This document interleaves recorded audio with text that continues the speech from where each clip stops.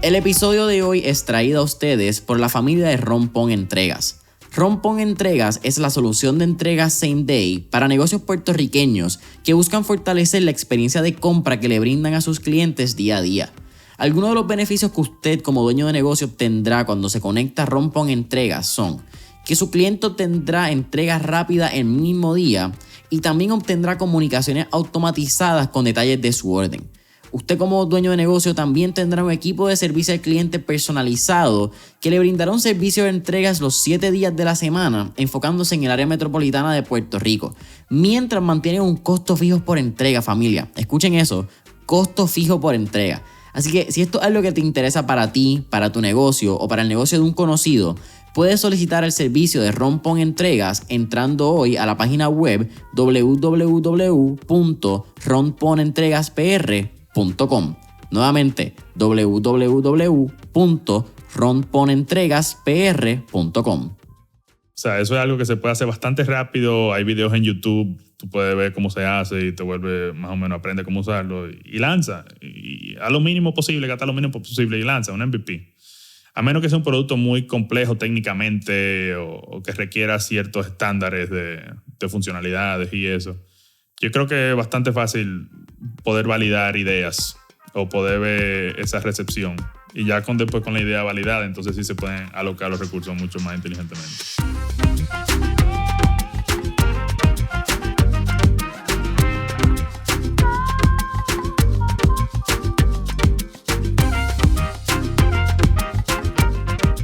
¿Qué es la que hay, familia? Mi nombre es Jason Ramos y bienvenidos a Mentores en Línea, un podcast donde hablamos con los empresarios e influencers responsables por las marcas más destacadas, para que así conozcas quiénes son tus mentores en línea. Y en el episodio de hoy me acompaña Mariano Sanz, quien es el fundador y CEO de Kiwi Financial, la plataforma digital enfocada en ayudar a latinos a crear historial crediticio y acceso a capital. Hermano, ¿qué está pasando? Bienvenido a Mentores en Línea. Muchísimas gracias, Jason. Un placer estar aquí y muy contento de poder compartir contigo aquí. Oye, el placer es todo mío. Esto es una conversación que teníamos pendiente hace un año, cuando estuvimos y nos conocimos en el evento de Parallel. Hace un tiempito ya, así que nos conocimos la primera vez allí.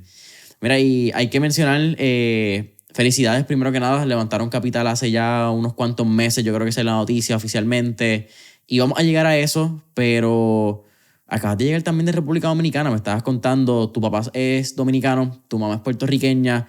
Cuéntame cómo es esa dinámica también de poder estar en dos islas tan cercanas, donde yo creo que no necesariamente todos los puertorriqueños tenemos el privilegio y el acceso a ir a Santo Domingo y realmente conocer la capital y conocer lo que es el país.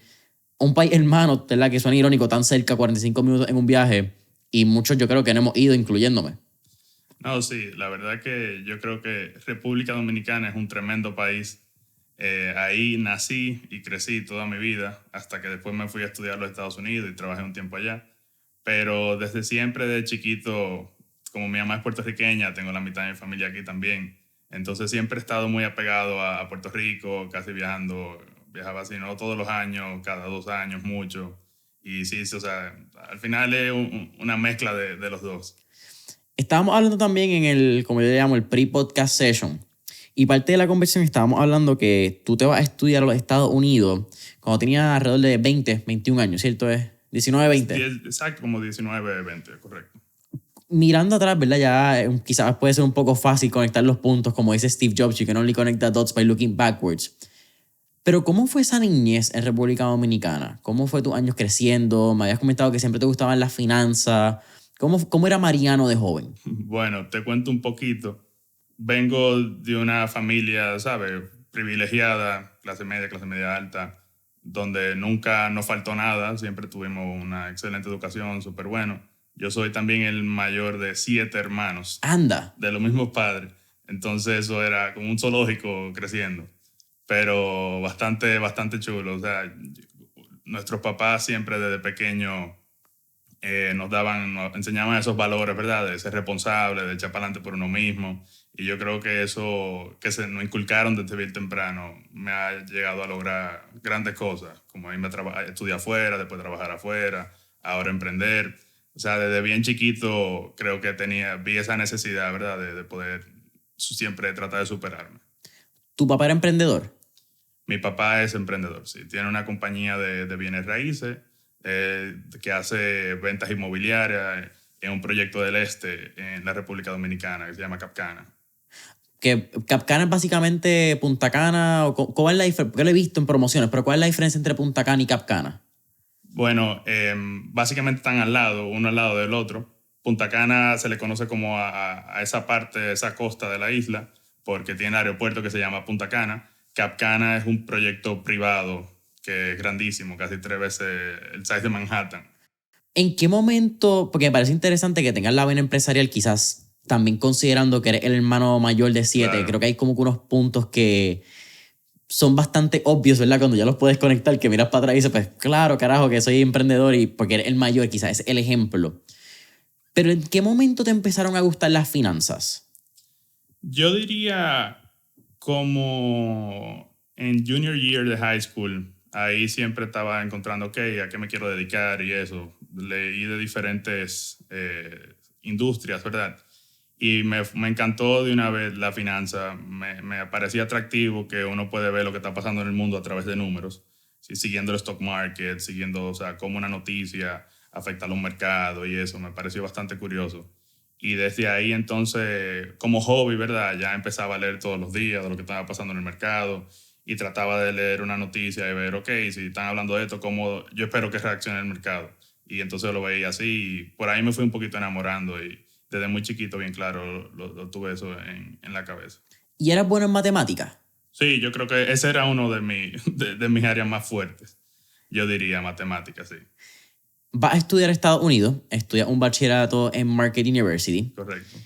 Y entiendo por lo que pude leer que rápido en la universidad tú también empezaste en unos internados en el mundo de finanzas. Bueno, correcto. De hecho, el primer internship que yo hice, empecé estudiando ingeniería civil en República Dominicana, me transferí porque sabía que eso no era lo que yo quería hacer, me quería ir para afuera, conseguí una beca en Milwaukee y en Marquette y me fui para allá de cabeza. Y estando ahí entonces hice mi sophomore year y en el verano de ese año yo hice actually un internship aquí en Puerto Rico en una firma que se llama X Square Capital, que cuando estaba empezando, que eso creo de una persona que se llama Ignacio Canto, que le ha ido súper bien. Y ahí fue la primera vez que yo llegué no sabiendo básicamente nada. Y ahí fue que yo vi, ok, wow, así que corre esto, qué interesante. Y después de ahí, nada, seguí indagando y eso después me ayudó a conseguir otro internship ya después, el año después, que eso fue en JP Morgan en Nueva York. Vamos a llegar a ese mismo punto, porque ese era el punto que me interesaba. Yo creo que por alguna razón, siempre que estudia finanzas y está en un mundo de finanzas bastante típico, ¿verdad? Porque hoy en día quizás con la democratización de la educación hay mucha gente que estudia finanzas y quieren ser traders, quieren hacer opciones, quieren Claro. quizás un lado del stock market un poco más self-employed. No quiero llamarlo entrepreneur porque no necesariamente. Creo que cuando tú eres un empresario tú das un valor añadido a la sociedad. Sí. Cuando tú eres un trader no necesariamente hay un valor añadido. Estás quizás buscando pues, el ingreso, el lado tuyo. Quizás que ese dinero de trading pueda hacer otra cosa. Eso no, ¿verdad? No es mutuamente excluyente. Pero cuando haces trading creo que es bastante como que vamos a hacer billete, es la que hay.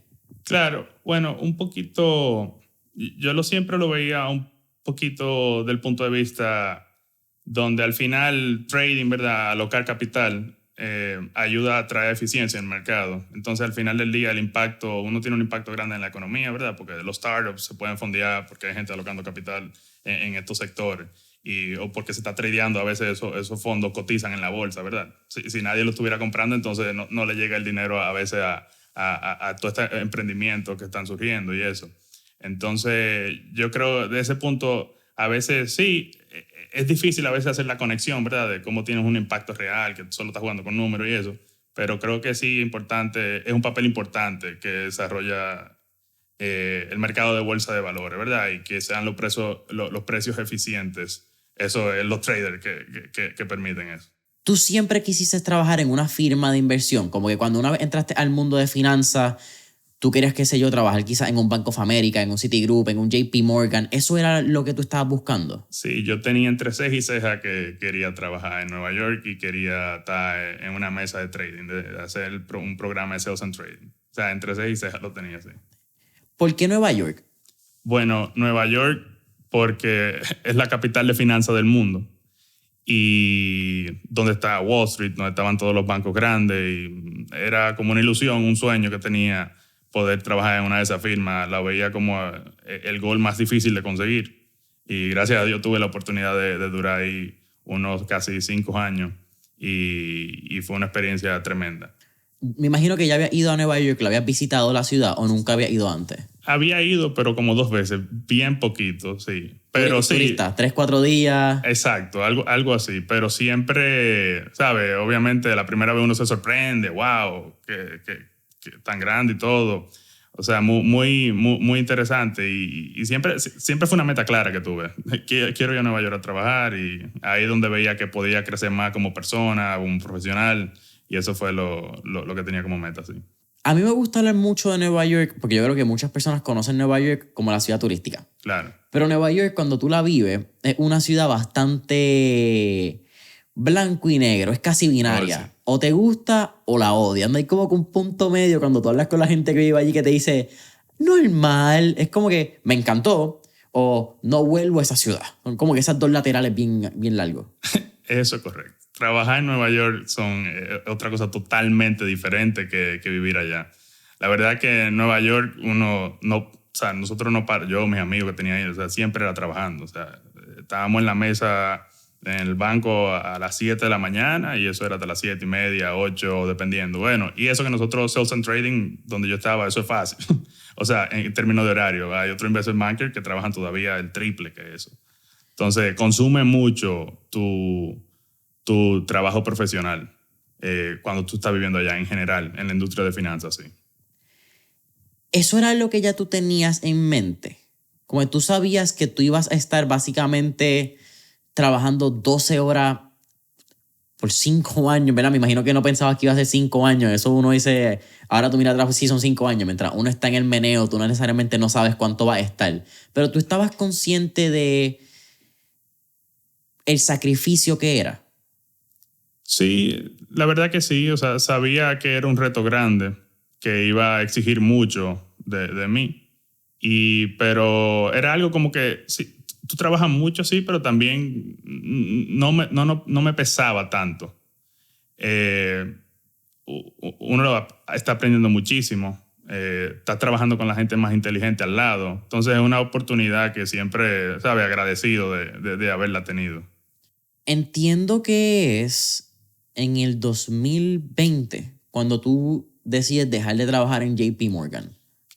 Creo que exacto. Final del 2019. Final como a mediados, yo creo que fue del 2019, sí.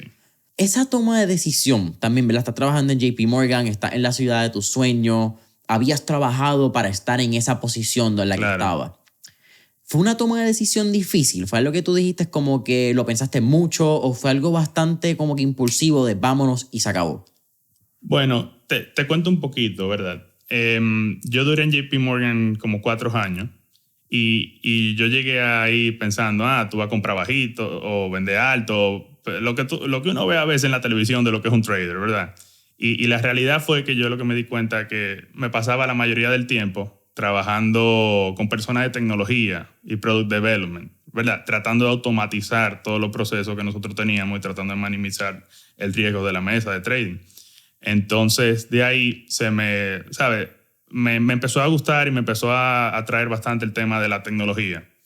Y como me fui desarrollando, pensé, oye, en esto que yo hago hay demasiada competencia en trading, en compitiendo en el public markets de Estados Unidos, ¿verdad? O sea, eso es casi, hoy en día, generar alfa en ese mercado con la misma información que tiene todo el mundo, ¿verdad? Que es un mercado bastante eficiente, es es difícil generar alfa. Entonces, lo que pensé un poquito fue, ok, con el skill set que he creado, ¿qué otra oportunidad veo donde podamos tener un impacto, ¿verdad? Y hacer algo donde podamos crear alfa, donde se pueda crear una compañía que que ayude a la comunidad, pero también que se pueda hacer grande y que pueda tener una huella.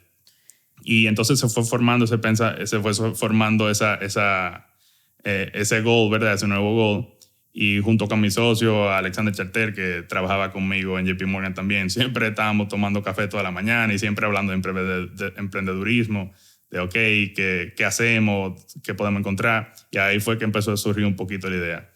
Te comento, yo antes de empezarla, yo empecé a trabajar en un hedge fund en AQR, que eso era en Connecticut. Entonces yo duré un año ahí que me tenía que levantar a las 6 de la mañana todos los días. ¿En Stanford? Era en Greenwich. Ok. ¿Qué cogía? ¿Llegaba a...? Eso era un Central tren Station, de Grand Central ahí a Connecticut. Y eran 50 minutos todas las mañanas ahí. Que ahí fue donde empecé, en verdad, tenía ese tiempo, tenía esa una hora de ir y de vuelta, que era full trabajando siempre en esto, desde que empecé. Entonces hasta que cogí una forma que ya era, ok, lo hacemos o seguimos los trabajos. Y ahí fue que saltamos. Trabajando en JP Morgan, que quizás puede ser de las instituciones financieras más importantes del país, sino una de las más importantes. Claro. A trabajar un hedge fund, ¿cuál es la diferencia en el día a día quizás? ¿Cómo tú te dices cuenta o qué sucedió en ese cambio que tú pudiste decir, ¿sabes qué? Yo creo que hay una oportunidad fuera de esto. Porque me imagino que son dos roles bien diferentes cuando trabajas en una multinacional como JP Morgan a quizás trabajar en algo que es más local, que quizás pueden manejar igual cantidad de millones de dólares, pero el rol de la compañía es diferente en la sociedad. Claro. Bueno, en JP Morgan básicamente, como yo lo comparo a los dos, y que esto también trabaja en una firma grande versus una firma más chiquita. O sea, en JP Morgan el trabajo estaba muy definido, o sea, tú aprendías mucho, compartías con otras áreas, ¿verdad? Pero ya cuando entré al buy-side, a la firma privada, era como que lo que para JP Morgan habían 5 equipos, aquí solo había uno. O sea, que yo cubría todo, era una mesa entonces en el hedge fund que hacíamos toda esa operación. También, o sea, básicamente donde yo fui a trabajar era un cliente de mi mesa en JP Morgan. O sea, era bastante parecido el trabajo. Yo lo que estaba ahora del otro lado de la ecuación, negociando y eso. Me comentas que te tocaba tomar el tren de 50 minutos. Sí. Pero ¿hubo algún momento, alguna experiencia, un evento donde tú podrías marcar que fue donde sale Kiwi per se? ¿O fue una acumulación de eventos y pinpoints que tú dijiste, sabes que aquí puede haber algo? Yo diría que fue una acumulación. No fue algo como que leía, como, wow, qué oportunidad, no. Yo creo como que de chiquito siempre he tenido como meta, ¿sabes? Ser mi propio jefe, crear mi propia compañía, ¿verdad? Y porque eso así, me creé un ambiente así, donde tío, papá, empresario, amigos padres de amigos, empresarios también. Entonces eso fue como un poquito lo normal. Y siempre vi la experiencia de trabajar en Nueva York un poquito como déjame ir, crear human capital, ¿verdad? Para después entonces poder aplicar estos conocimientos y hacer mi propia empresa y que me vaya bien. Y fue en cuanto a la idea y eso como surgió, un poquito la historia ahí es que, oye, cuando yo llegué a Estados Unidos la primera vez, no tengo crédito, ¿verdad? Y yo me acuerdo que llegando tenía, qué sé yo, $1,000 en savings o lo que sea, y tengo que poner $500 colateral solo para poder comprar un teléfono, o sea, para poder tener un teléfono y tener un plan de teléfono. Y yo, concho, como que ese problema se me quedó siempre en la cabeza, porque no tengo credit history, entonces no puedo tener un plan de teléfono. Entonces siempre estaba fresco en la cabeza y a medida que cuando empecé a hacer research un poquito más tarde,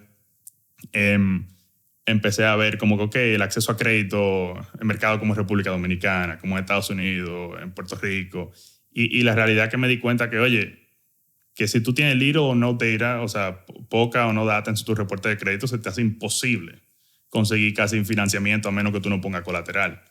Entonces de ahí fue que vimos una oportunidad de crear un producto para ayudar a la gente a construir crédito y por ende nos decidimos enfocar en la minoría, en los hispanos, ¿verdad? Porque ahí es donde estaba el gap más grande, que tú tienes casi el 40% de latinos en Estados Unidos, eso es mucho más alto todavía en Latinoamérica, que tienen little o no data en su reporte de crédito. Y cuando le pasa eso, entonces se le hace muy difícil estar incluido en el sistema tradicional. En el pre-podcast session estábamos hablando un poco de lo que era la educación financiera. Uh-huh.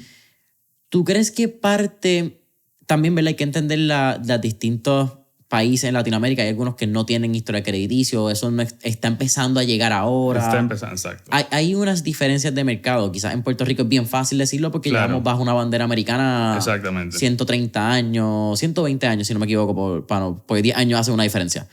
Pero ¿tú crees que el rol también de la educación financiera es clave para cuando llegan inmigrantes o llegan estas primeras, segundas generaciones de hispanos y latinos a Estados Unidos?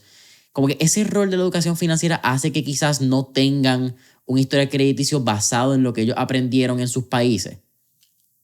Yo diría que el tema de educación financiera es algo a veces que como que en la escuela no te lo dan, a veces en la universidad no te lo dan necesariamente, y es algo como que usualmente uno tiene que aprender como en su cuenta.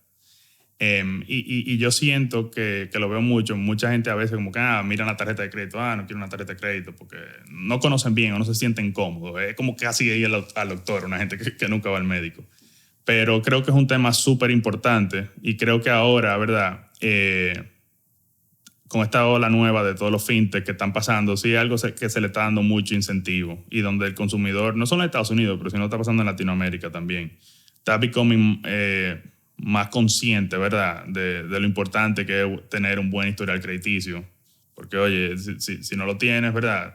No tienes acceso a financiamiento, no te puede a veces comprar un carro, tu casa, no la puedes financiar y está shut down. Entonces, sí vemos una ola grande donde se está volviendo un tema más importante. Una de las cosas interesantes que está pasando es que tiene todos los buros de Estados Unidos, TransUnion, Experian, Equifax, que están comprando a todos los buros locales de toda la región. Entonces, en ese sentido, vemos el sistema un poquito consolidándose. Cada país a veces tiene sus nuances diferentes, pero en general es bastante parecido.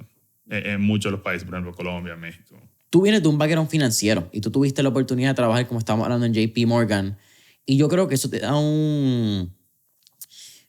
casi un punto de vista tercera persona omnipresente de cómo funciona un mercado financiero. No a su totalidad, ¿verdad? A su 100%, pero puedes entender el rol de muchos key players y cómo funciona un poco más allá que simplemente pues, si quizás trabajas en un banco local, claro, donde ves el 10%, ¿verdad? Ese granito de arena dentro de toda la playa. Pero cuando empezaste a trabajar en la idea, tú tenías consciente de todas las regulaciones que ibas a tener que bregar, todos los requisitos que iban a hacer, o eso fue algo que mientras ibas en el camino dijiste, cónchole, esto es quizás un poco más complicado de que simplemente lanzar la aplicación. No, sí, mira, la verdad que cuando uno empieza, nosotros pasamos horas y meses haciendo como market research, leyendo de compañías parecidas, ¿verdad? De stats en general del mercado. Entonces después, cuando tú ya te autoconvences de la idea, ¿verdad? Entonces ya tú empiezas, ok, ¿qué tenemos que de verdad hacer para poner el muñeco a correr? Y ahí entonces empiezas a aprender de las regulaciones, de la licencia, de todos los proveedores de tecnología que tienes que usar. Y ahí un poquito te vas educando. Y sí, o sea, el sector de finanzas en general es un sector ultra regulado. Entonces, siempre nos hemos tenido que aprender todas las regulaciones, leerlo todo, para estar seguro que nuestras operaciones también.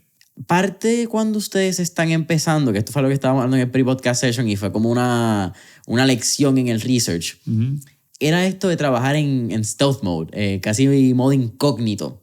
Y me pareció un modo operandi bien interesante porque nunca lo había escuchado. Y cuando me puse a leer me pareció que pasa mucho cuando estás bregando en fintech, cuando estás bregando en tecnología, tiene que ver mucho con propiedad intelectual, con ver tu mercado. ¿Eso fue lo consciente o eso fue lo que cuando lo averiguaste también fue como que, eso me gusta? Porque entiendo que están como el primer año de desarrollo en este modo como que... Y algo interesante, ¿verdad? Déjame aclarar esto en el stealth mode. No es que unidad secreta, sino que unidad que solamente ciertos key partners lo saben, ciertos inversionistas, quienes sean tus usuarios quizás pilotos, algo bastante como que casi friends and family. Sí, exacto. Y nosotros no sabíamos mucho de eso tampoco. Nosotros tenemos un amigo también que está en lo mismo que nosotros, que tiene su startup y de repente yo vi que él estaba en stealth y yo, ¿qué es esto? Y me dijo, oye, póntelo. Que a la gente le da curiosidad y te empiezan a preguntar qué tú estás haciendo, o sea, futuro inversionista y eso. Entonces de ahí, nada, esa fue la, ok, lo ponemos. También para no estar, ¿sabes? Publicándolo si no estamos corriendo todavía. Entonces ese fue un poquito el insight y por qué lo hicimos. Sí, que también es el lado que cuando tú lo ves en LinkedIn como que busca el stealth startup. Sí. Muchas veces una táctica de mercadeo. Claro, Y eso ahora es. entiendo. Sí, es que es casi es como una táctica de FOMO, de Fear of Missing Out. Sí. No, y inversionistas, ¿verdad? Curiosos, te escriben. O sea, hey, ¿qué están trabajando? Podemos tener un call para aprender más y eso. O sea, una técnica buena, funciona. Hay mucha gente, sí, que han conseguido sus primeros inversores de esa manera. Al final a nosotros tuvimos un par de llamadas y eso, nada que resultó en algo, ¿verdad? Pero es una táctica que en verdad creo que funciona así. Sale la conversación con tu socio que se llamaba Alexander. Sí. Sí. Estas conversaciones con Alexander empiezan a suceder cuando están en la mesa de JP Morgan, Sí. tú eventualmente te vas a trabajar a Connecticut. Pero ¿en qué momento sucede la conversación que ustedes dicen como que, mira, ¿sabes qué? Vamos a darle a esto, como que esto es real, aquí hay un mercado, hay una posibilidad, vamos a meter mano? No, la verdad que nosotros duramos como 5 meses mientras estábamos empleados, que era haciendo research, averiguando bien cómo hacer la plataforma, tratando de buscar gente de tecnología que nos orientara, porque sabíamos un poquito, ¿verdad? Pero no somos coders ninguno de los dos. Entonces, y hablando con gente. Fue un periodo como de 5 meses, casi 5 o 6 meses antes de nosotros renunciar al trabajo, quizás hasta más, donde nos juntábamos religiosamente, ¿sabes? Los sábados, después de trabajar como locos, íbamos los sábados y nos sentábamos y era a trabajar en esto, ya sea hacer el business plan o a estudiar algo o hablar sobre algo para ver qué dirección cogíamos. Y fue un proceso interesante, hasta que por fin decidimos ya, vamos a lanzarnos. ¿El nombre salió antes de la idea, salió durante la idea o cómo sale el nombre de Kiwi? No, el nombre fue después de la idea, mucho, yo creo que después. Y de verdad estábamos buscando un nombre que sea como friendly. No queríamos relacionar como con dinero, como con préstamo. Queríamos algo, ¿sabes? Vender un poquito la imagen de lo que queremos, ¿verdad? Que algo más creativo, más saludable financieramente y eso. Y en eso que estábamos buscando trademark, que estaban todos los nombres cogíamos. Si querías comprar un nombre específico, te costaba carísimo el domain. Encontramos la combinación Kiwi Creta, perfecto, funciona. Y además pensamos, oye, Apple es la más grande, se llama Apple, entonces vamos a hacer Kiwi. y por ahí le dimos. Una vez entran y empiezan en la idea, consiguen Kiwi Crédito, me parece también el juego de los domain y de trademark, que es un juego... Sí. Una situación, porque es casi un problema, de verdad. El que ha bregado con trademarks, el que ha bregado con sacar su nombre, que hagan el filing del trademark, que está el periodo de tiempo de buscarlo. Es un tostón. Es un proceso. Es un verdadero proceso. Es bueno hacerlo bien early on, porque si no, después es un lío. Sí, ahí también está la vertiente que también es un proceso costoso, vamos a mencionarlo. No es un proceso que te cuesta $300, $400. Te puede costar bastante. También está el uso de la marca, ¿verdad? Si tú empiezas a usar la marca, pues te puedes de cierta manera proteger. Pero yo creo que si tú vas a utilizar la marca y vas a usarla, también antes de hacer el proceso de usarla y empezar a ponerlas en redes sociales, en website, a el due diligence de buscar si está el trademark. 100%. Porque si no está el trademark, pues puedes más o menos defenderte si alguien lo coge, porque dice, mira, pues yo lo llevo usando desde tanto tiempo. Claro. Pero si está cogido, te vas a buscar un tostón tú también y no va a ser tan fácil y es medio complicado. Es un problema, sí. El mercado de Puerto Rico, ya habíamos hablado, tu mamá es puertorriqueña, ya tú visitabas Puerto Rico, tenías más o menos un conocimiento de cuál era la cultura aquí en la isla. Pero fue un mercado que tú hablaste con Alexander y dijiste, mira, yo creo que ese es el mercado por la relación que tienen con Estados Unidos, ya tienen unas leyes, unas políticas bastante parecidas financieramente a la de nosotros. ¿Cómo fue que dijeron, vamos a venir a Puerto Rico a hacerlo aquí? No, mira, nosotros de verdad no lo teníamos ni en la cabeza. Cuando empezamos la misión inicial, que empezó siendo, vamos a ayudar a latinos en Estados Unidos a construir historial crediticio, ¿verdad? Después podemos expandir a otros sitios. En eso, ya cuando la idea está bastante avanzada, venimos a hablar yo y mi socio con un family friend cercano a mi familia, una persona que le dio muy bien el negocio, a pedirle su consejo, ¿verdad? Y a ver qué piensa de la idea.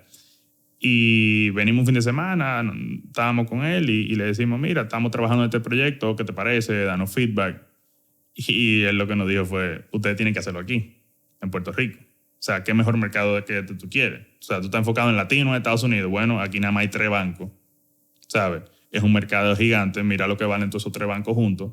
No hay nadie haciéndolo digital. O sea, es un método perfecto staging market para ustedes, para probar de verdad su producto y ver si funciona.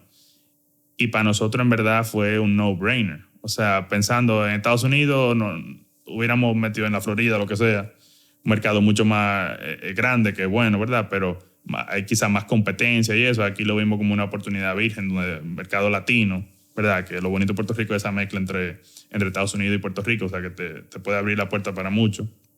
Y así nos autoconvencimos en un día. O sea, es que fue un razonamiento que hizo demasiada lógica. O sea, que, oye, tú estás solo aquí, puedes empezar a operar y ves, y después de aquí portamos. ¿Cuánto tiempo después de eso tú te mudas? Eso fue casi como 6 meses después, 7 meses, ¿no? Por ahí creo. ¿Ya para este momento Kiwi tenía plataforma y habían lanzado? No. Eso, tuvimos esa conversación cuando nos convencimos de Puerto Rico. Eso quizás fue como en diciembre, como en diciembre o noviembre del 2019, creo. Ya entonces en el febrero de 2020 nosotros renunciamos a los trabajos y ahí nos agarró la pandemia. O sea, que pensaba que íbamos a empezar a correr la cosa de una vez. Ahí nos agarró la pandemia, estaba en República Dominicana, duré como 4 meses en República Dominicana con mi familia ahí, no se podía salir. Seguíamos trabajando online, avanzando la plataforma, y ya entonces cuando se mejoró un poquito la cosa, que abrieron los vuelos, entonces ahí sí ya nos mudamos. Que eso fue como junio 2020, creo. Wow, así que a ti la pandemia te coge en República Dominicana. Sí, el principio, sí. ¿Y ya te habían dejado apartamento en Nueva York o tuvieron? Bueno, eso fue otro lío. Yo había viajado de Nueva York a República Dominicana por una boda y me tuve que quedar allá. Entonces, y mi lease se me expiraba también al mismo tiempo. Entonces tuve que llamar a una compañía que fue y sacó todos los muebles, nada, un lío, pero todo se resolvió bien, gracias a Dios. Eso es una de las causalidades de la vida, que las cosas suceden como tienen que suceder. No, sí, y lo justo también, que nosotros renunciamos justo antes de que explotara la cosa bien fuerte. Porque si no hubiéramos pasado trancado en Nueva York, ¿sabes? 6 meses, mejor estar en República Dominicana con la familia y eso. Y vamos a aclarar también, la pandemia no fue la más friendly en Nueva York. Exacto. COVID le dio duro y re duro a la ciudad de Nueva York. No, sí, uno viviendo en un apartamentico de esos chiquitos, o sea, no es lo mismo, ¿no? Estar en Dominicana en verdad fue una ventaja grandísima en esos tiempos. Tú acabas de mencionar eso y quizás hablamos de Nueva York ahorita, pero vivir en estas ciudades de concretos, como que te estás viviendo, qué sé yo, 1,000, 1,500, 2,000 personas en un edificio, cada cual stack, ¿verdad? Uno encima del otro. ¿Tú crees que eso tiene un efecto psicológico en el comportamiento del ser humano y en el output, ¿verdad? En el performance del ser humano? Tanto para bien como para mal. Simplemente la objetividad de si eso tiene un impacto en el ser humano. Eso es excelente pregunta. Y la realidad es que no te sé responder. Pero yo sí te digo que mi primer año en Nueva York, o sea, cuando yo llego empiezo a trabajar, o sea, tú los primeros 2 meses estás como que wow, estás hecho como shock. Todo el mundo en su cosa, centrado, como que a nadie le importa mucho el otro, ¿sabes? Anda todo el mundo en su camino. Y me imagino que sí, ¿verdad? Eso te hace un poquito más, no sé, quizás objetivo, más maduro, ¿verdad? Más... Quizás si te hablan mal en un café tú no te ofendes, porque ¿sabes? Es así la cosa. Pero sí, yo diría también que, bueno, cuando yo llegué ahí, a la verdad, esos primeros 6 meses, 8 meses, o sea, es un proceso de adaptación donde mucho trabajo, después no te queda tiempo el fin de semana a veces, y te da un poquito como que tienes que lograr, como que no puedes dejar que Nueva York te domine a ti un poquito, tienes que coger el control y saber pace it y saber manejarlo. Y eso toma como unos 6 meses. Y creo que, y también es chulo, ¿verdad? Porque hay muchas cosas que hacer. Entonces, tú estás trabajando mucho, pero después terminas de trabajar y, ok, tiene un mundo, tú estás donde hay lo que tú quieras. Pero sí tienes que aprender a manejarlo y eso tú lo vas cogiendo con el tiempo y después es bastante normal. Esta quizás es la pregunta esta de los 1,000 chavitos, pero ¿tienes un restaurante favorito en Nueva York? Ay, demasiado. Yo siempre en ese tema siempre me dejo llevar de mi esposa ahora, que es la que hace las decisiones por mí en eso. Esa es la jefa más fácil de negar las responsabilidades. Sí. Estamos hablando de Kiwi, ya está entonces en Puerto Rico. ¿Cómo empezó a hacer ese Customer Discovery? Porque me parece bien interesante que estás hablando que hubo un proceso de...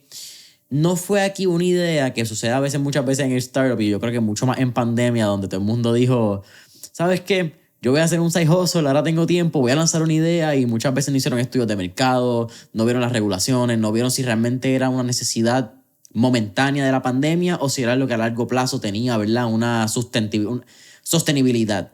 En el caso de ustedes, ¿cómo fue ese customer discovery y cómo encontraron su nicho en el mercado? Como que ¿cuál era la necesidad particular de ese cliente? Mira, tú sabes, una de las cosas que nosotros hicimos fue, obviamente creamos el website y eso, y le pusimos un poquito de marketing spent en Google, Facebook, y vimos el tráfico, y vimos la curiosidad que despertó. Antes de lanzar, un poquito como para validar la idea. Y fue un feedback bien rápido. O sea, mucha gente, ustedes ayudan a crear crédito, ustedes reportan el crédito. O sea, es un problema grande. O sea, yo estimo que aquí fácil 40% de la gente tiene el lead. O sea, o tiene poca data o no tiene data, o tiene data afectada, que tienen ese pain point de que quieren crear crédito, ¿verdad? Y lo vimos bastante rápido. Y yo diría, una de las cosas que una vez lanzado ya, muchos startups a veces se pasan buscando ese product market fit, tú sabes, tratando de encontrarlo, el way, cambiando y eso. Yo diría que desde que empezamos fue directo. O sea, sabíamos, había una demanda ahí, había una oportunidad de mercado grande. Entonces en eso tuvimos suerte. O sea, pero también, o sea, pasamos mucho tiempo quizá para hacer un producto que sabíamos que iba a tener buena demanda rápido antes de lanzar. Entonces nos sentíamos un poquito seguros de que iba a funcionar así. ¿Cuándo fue el lanzamiento oficial? Fue como a finales de diciembre 2020. ¿Cómo fue ese primer mes? Fue interesante porque en ese proceso de que nosotros renunciamos a los trabajos hasta que lanzamos, ¿verdad? Hasta el primer cliente, ahí cometimos una serie de errores, ¿sabes? En términos de tecnología, tú no sabes, tú no eres coder. Y entonces buscamos servicios de tercero que al final como que no funcionaban bien. Y estábamos usando varias compañías terceras que nos estaban ayudando a poner toda la solución junta. Y era octubre y yo no veía cómo la cosa iba a funcionar con esa compañía. Y un poquito ahí nosotros dijimos a los developers que teníamos internos, porque también teníamos developers internos, decimos, oye, lanza. Yo no sé qué tú tienes que hacer, pero lanza, porque hay que empezar ya. Yo no puedo estar más tiempo esperando, construyendo, porque así no vamos a arrancar nunca si tenemos que esperar a ellos. Y lanzamos donde tenía una interfase muy bonita, todo servía súper bien, ¿verdad? Al lado del cliente, pero behind the scenes andábamos nosotros haciendo, ¿sabes? Optimizando muchas cosas y creando. Ya con el tiempo, obviamente, hemos optimizado y automatizado todo eso, pero esos primeros 6 meses, yo diría, yo y mi socio hacíamos de todo. Era customer service, pago, de todo. ¿Qué recomendación tú le darías a una persona que está buscando desarrollar una compañía que no es que necesariamente es 100% tecnología, porque ustedes pues no son 100% tecnología, pero gran parte de lo que ustedes son es la tecnología. La tecnología habilita un servicio que ustedes brindan. Claro. Pues, ¿qué recomendación le daría a una persona que quizás está buscando eso, ¿verdad? Facilitar cierto producto o cierto servicio a través de la tecnología, y ellos no tienen ese lado de tecnología? Ellos no son el coder, no son el software geek normalmente. Mira, yo diría hoy en día hay muchísimas aplicaciones y plataformas donde low code, no code, que básicamente yo creo que cualquiera lo puede aprender y lanzar algo funcional. Entonces, eso es bueno para lanzarlo y probarlo. Y no se tiene que gastar mucho dinero haciendo eso. O sea, eso es algo que se puede hacer bastante rápido. Hay videos en YouTube, tú puedes ver cómo se hace y te vuelve más o menos, aprende cómo usarlo y lanza. Y a lo mínimo posible, gasta lo mínimo posible y lanza un MVP. A menos que sea un producto muy complejo técnicamente o que requiera ciertos estándares de funcionalidades y eso. Yo creo que es bastante fácil poder validar ideas o poder ver esa recepción. Y ya después con la idea validada, entonces sí se pueden alocar los recursos mucho más inteligentemente. Algo que tú y yo estábamos hablando en el pre-podcast session es que cuando estamos hablando de productos de tecnología o plataformas digitales, esto es un never-ending job. Sí. De constantemente estar optimizando, estar mejorando, va a salir un bug, va a haber algo que optimizar. La experiencia, ¿verdad? El UX, el UI, la experiencia de usuario, la interfase de usuario, son cosas que mientras el usuario vaya se adaptando, vaya aprendiendo la tecnología, el mercado vaya cambiando, las compañías también tienen que ir cambiando. Claro. ¿Eso fue algo que tú tenías en cuenta o fue algo que el mismo mercado te enseñó durante estos 6 meses que tú me estabas diciendo, mira, quizá la plataforma no era la mejor, no era la que hoy en día, no es la que va a ser en un año? Pero fue algo chocante desde el lado quizás viniendo de un lado financiero que quizás puede ser bastante estable a través de los años. Es interesante porque al principio uno piensa, este software me va a costar esto. Y después como que ya, mentira. O sea, siempre eso es un animal que requiere que se alimente siempre y siempre hay mejoras, siempre hay nuevos features que tú quieres sacar. Eso no termina. O sea, tú empezaste, qué sé yo, con 2 developers, 3 developers a hacer la plataforma y lo puedes tener seguro. O sea, si tú tienes la ambición de crecer la compañía, de hacerla que se pueda escalar, ¿verdad? De poderle portar a otro sitio, de poder tener clientes, o sea, poder crecer tu cliente 1000 veces, ¿verdad? La cantidad que tiene. Eso es un producto, o sea, siempre requiere investment, innovación. Y estar atento a todo lo que está pasando y ver toda la otra compañía, proveedores que hay que te pueden ayudar a mejorar tus servicios o qué cosas tú puedes desarrollar internamente para facilitar la vida del usuario o para ponerle otro nuevo feature. Eso nunca para. Eventualmente, ustedes levantan una ronda, estábamos hablando en este momento, cuando se da la conversación post-2020 y post quizás todo este VC rush que hubo en el 2021, sí. Es particular ver cuál es el estado de las rondas. Y siempre hablamos de pre-seed, seed funding, serie E. Pero ustedes levantaron, si no me equivoco, fue de $3.5 millones. Sí, en total de la compañía sí ya hemos levantado alrededor de 3.5, exacto. Entre equity y deuda. Porque me estaban mencionando también que tuvieron un Friends and Family que fue como de unos 400,000. Exacto, fue 440,000 y después fueron como 2.5 en total y más deudas que hemos recibido independientemente. En total ha sido como un 3.5. Tú vienes de un background financiero, sí. Y ese es tu bread and butter, ese es tu conocimiento. Me imagino que desde tu punto de vista, ¿verdad? Ya habiendo tenido experiencia manejando hedge funds, viendo trading, el proceso de levantar capital tuvo que haber sido bastante cotidiano para ti. Tú más o menos sabías las necesidades, sabías que podías levantar, o fue un proceso de aprendizaje también donde tú dijiste, madre, esto no era lo que yo pensaba. No, fue un proceso de aprendizaje gigante. O sea, levantar capital tiene su arte. O sea, cómo manejar investor conversations y todo eso que lo ha aprendido con el tiempo, ¿verdad? Yo diría también, una de las cosas, por ejemplo, viendo la industria de VC, la primera cosa que ellos están buscando es large addressable market, un big market.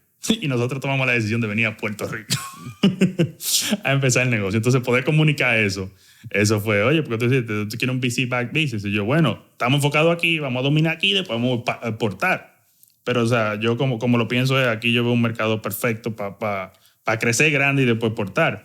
Y hay algunos que les gusta y hay otros que no. Hay otros que prefieren que tú tengas un mercado grande desde una vez. Pero incluso te hubiera dicho que si no lo hubiéramos hecho así, yo creo que tuviéramos en una posición menos favorable que en la que estamos ahora. Porque ahora ya donde todo el mundo está valorando profitability, growth, positive unit economics, nosotros tenemos eso desde el día cero. Entonces ahora ya estamos en un punto donde ya la compañía va a poder escalar muchísimo y va a poder crecer con buenos unit economics, que es lo más importante al final del día. Fíjate, aquí puede ser un tema donde nos podemos ir un poquito en este lado de levantar capital y me parece bien interesante. Porque yo vivo en Puerto Rico, he sido criado en Puerto Rico, entiendo, quizás veo el mercado en Puerto Rico. Pero tú viniendo de no solamente de República Dominicana, vienes también de Nueva York, vienes con un punto de vista externo, claro, a la realidad del mercado, ¿verdad? Cuando vienes a ver los pasados 5 o 6 años en el desarrollo de lo que ha sido quizás empezar a levantar, que los startups levanten un poco más de capital y hemos visto un poco más de cash entrar en la isla. Pero vender el mercado de Puerto Rico, cuando vemos el mercado de Puerto Rico, sí, somos 3.5 millones de habitantes, que probablemente si hacemos en el próximo censo debemos ser como 3.1.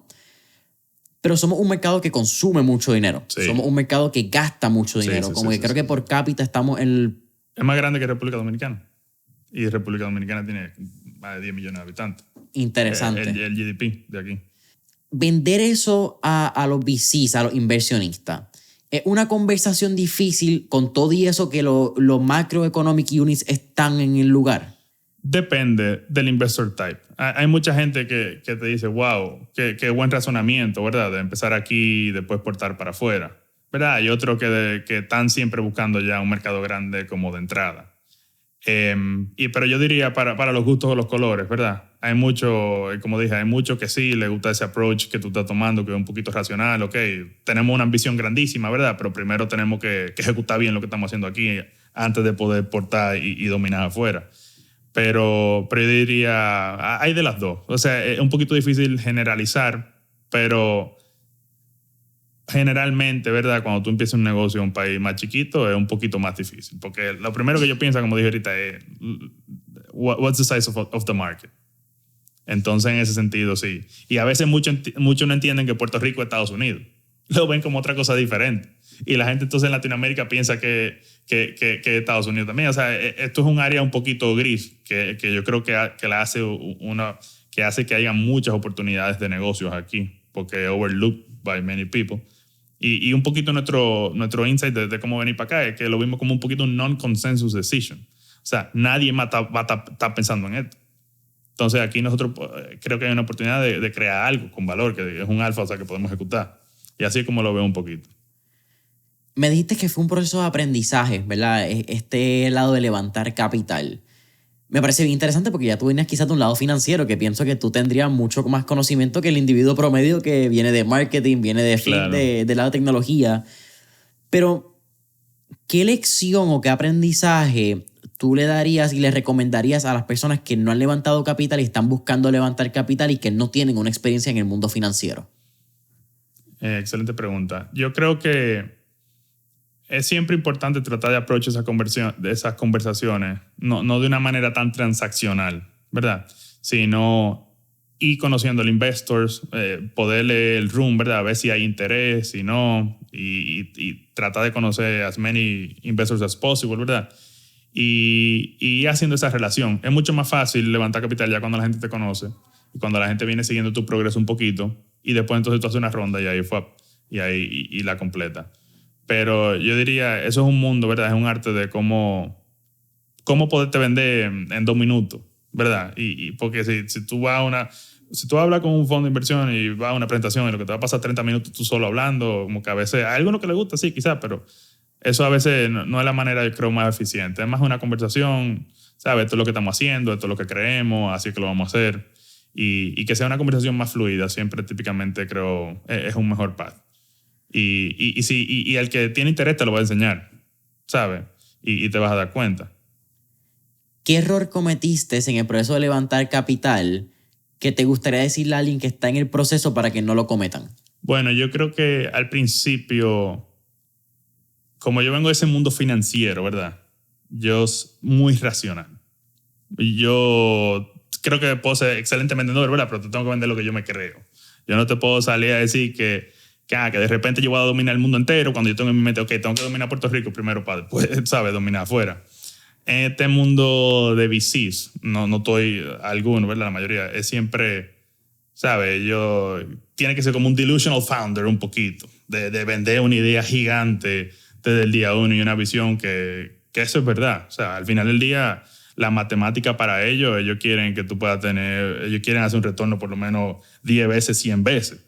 Entonces, yo creo que es súper importante tratar de estudiar cómo piensan los VCs y los inversionistas. Entonces, y con la conversación preparada para tú poder hablar en su lenguaje. Porque si tú le vas a decir, si tú vendes, vamos a hacer un negocio grande aquí y esto va a dejar la venta y el P&L, que puede ser un buen negociazo para ti como founder, buenísimo, ¿verdad? Ellos no necesariamente están buscando eso. O sea, ellos prefieren cogerse el chance, invertir en 10 compañías, ¿verdad? Y que una de esas sea un jonrón. Y esa es la matemática del juego. Y si tú quieres levantar capital de ese tipo de inversionistas, entonces you have to go there y tiene que vender eso. ¿Es difícil vender esa idea? ¿Tú crees que eso es un arte también que hay que master de cómo tú vendes tu visión? Porque como fundador tú la entiendes. Claro. Pero esa narrativa de tú vendérsela a un inversionista, ¿tú crees que es algo que alguien tiene que practicar y quizás tener consciente cuando uno va a levantar capital? 100%. Eso es, tú vas a dar una presentación en un sitio, ¿verdad? Aunque sea una conversación casual, uno tiene que ir tratando de tener todas las preguntas anticipadas, cómo tú vas a responder a cada una de esas preguntas. el intro, aunque te parezca una conversación casual, ¿verdad? Que tú estás, yo soy Mariano, esto es lo que estamos haciendo, así, aunque eso tiene un arte. Hay gente que quizás sea excelente en eso, ¿verdad? Que se le da natural. Pero yo les recomiendo a todo el mundo que se preparen y que practiquen y que anticipen y que hagan 5 pitches diferentes y que lo practiquen con amigos, con mentores, con lo que sea. Claro, eso es un arte 100%. Y eso es muy importante en este mundo de startups, ¿verdad? Porque al final del día, si tú necesitas funding, tienes que saber venderlo. Durante el punto anterior me estaban mencionando la importancia de tú conocer muchos VCs, ¿verdad? De bregar y estar quizás en el meneo antes de empezar a levantar capital porque se te va a hacer más fácil. Claro. Y recientemente, quizás en la pasada semana, llegó a mí esta analogía de que hablamos de levantar capital financiero, pero es igual de importante levantar un capital social. Claro. Levantar que la gente te conozca, que la gente tenga una confianza en ti, que la gente diga, sabes que yo apoyo a esa persona, yo valido lo que él está diciendo. ¿Tú crees que eso es algo que ¿cuál es la palabra? Sería, se le da un valor menos importante del valor real que tiene al momento de levantar capital? Sí, yo creo que es una parte importantísima. Y eso viene un poquito ¿sabes? Y creando ese network y comunicándole y enseñándole lo que tú vas logrando y eso tiene un valor, yo creo que es gigante. Y, por ejemplo, se te hace más fácil al momento de levantar si ya la persona te conoce y ya sí conoce el progreso, porque pueden ir más directo al grano, ya hay una relación. Eso es súper importante. Y a veces hay gente founder que se la pasan, ¿sabes?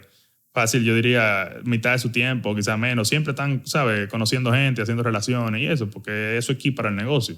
Claro, nunca se puede dedicar a descuidar la operación del negocio y teniendo co-founders y eso que llevan parte operativa y parte de producto, eso ayuda muchísimo.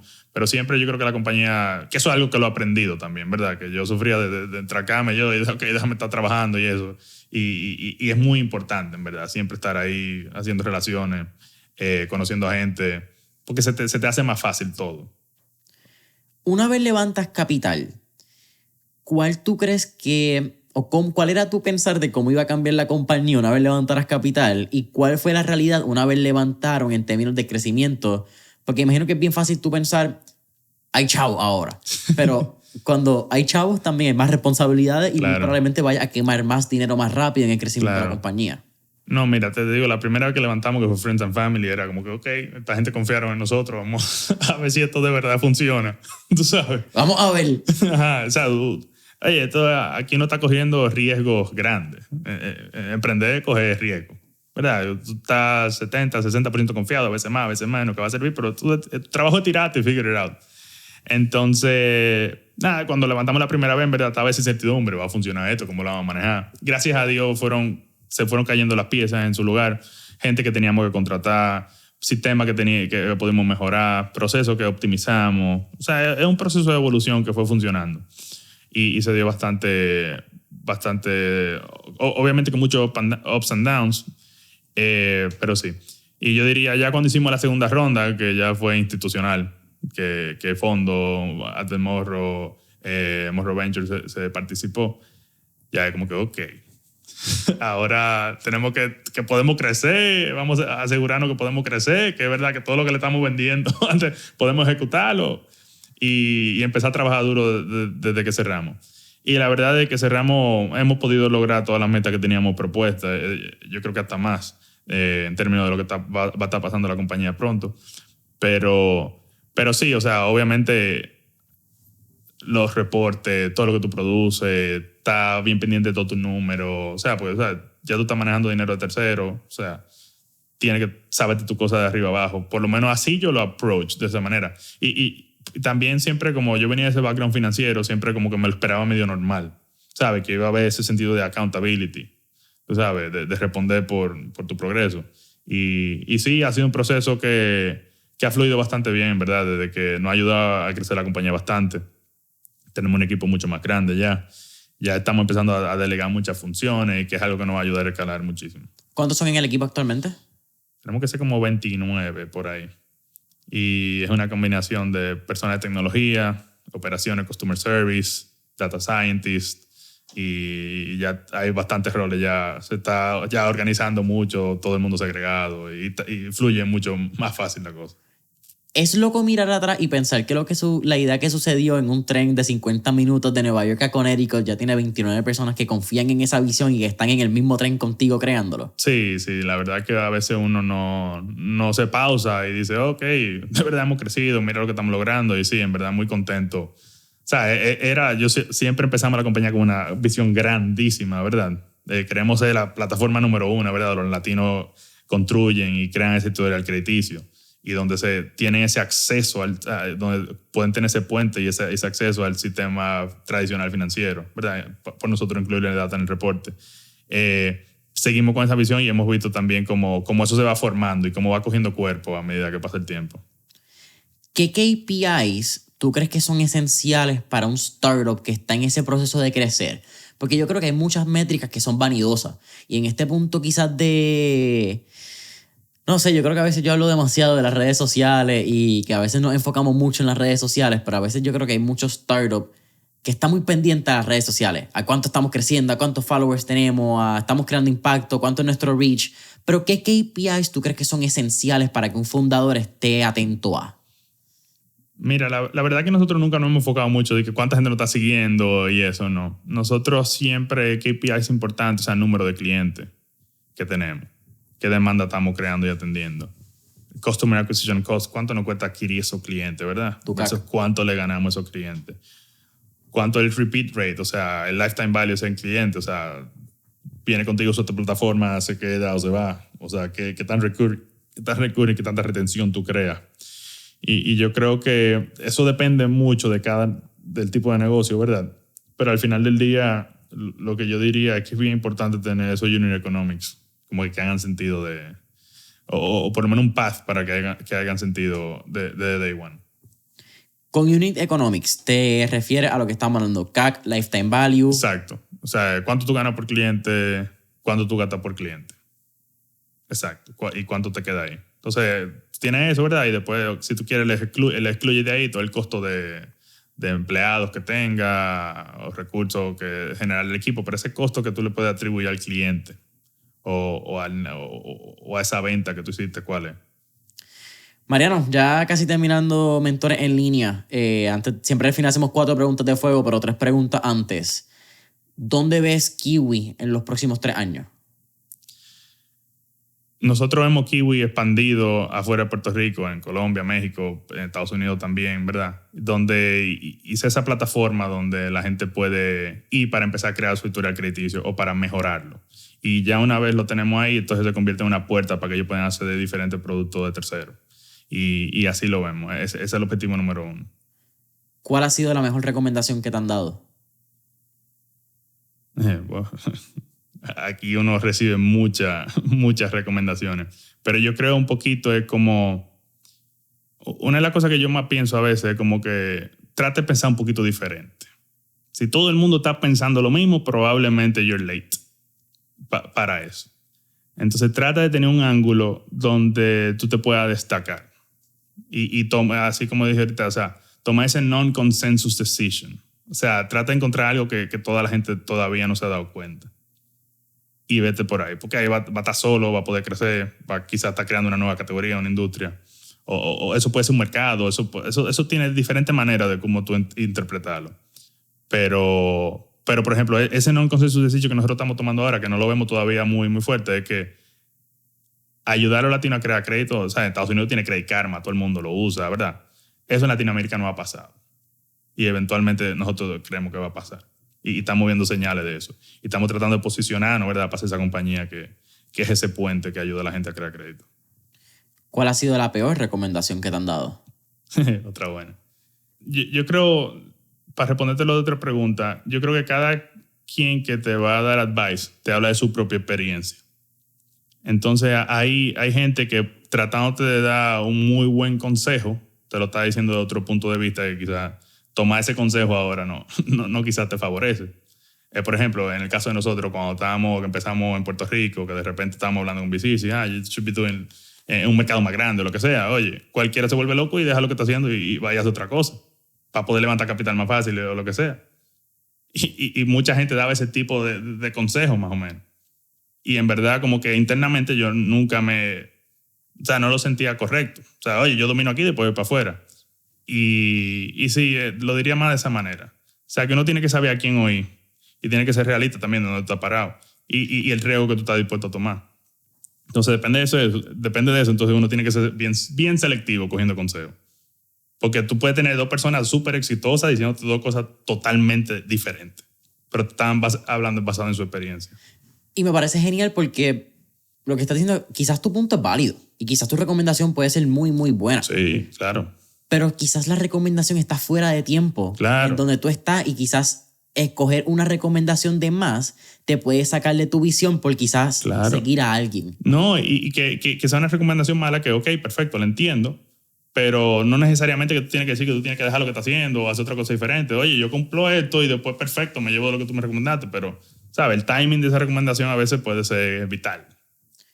Mariano, ahora sí, al final de Mentores en Línea siempre hacemos 4 preguntas de fuego, así que vamos al mambo. Dale. La primera, si tuviéramos esta oportunidad de estar en la película Back to the Future y tener un DeLorean, ¿a qué época, década o periodo histórico te gustaría ir y por qué? Ocho, esa pregunta está buena. Me da mucha curiosidad, yo creo, los tiempos del primer dot-com bubble, cuando se creó ese internet la primera vez. Digo, creo que ahora están pasando cosas bastante similares, ¿verdad? Con toda esta innovación que está pasando, pero creo que fuera chulo estar en ese tiempo y ver ese cambio radical que hubo así en ese periodo. De repente toda la digitalización y ver cómo creció. Un PayPal. Exacto. Que en tu caso de fintech es... Exacto. Un producto que hoy en día es normal. Hoy todo el mundo tiene PayPal. Sí. Mira, 23, 24 años atrás y eso era... Claro. Era un fintech de verdad. Era otra cosa, sí, exacto.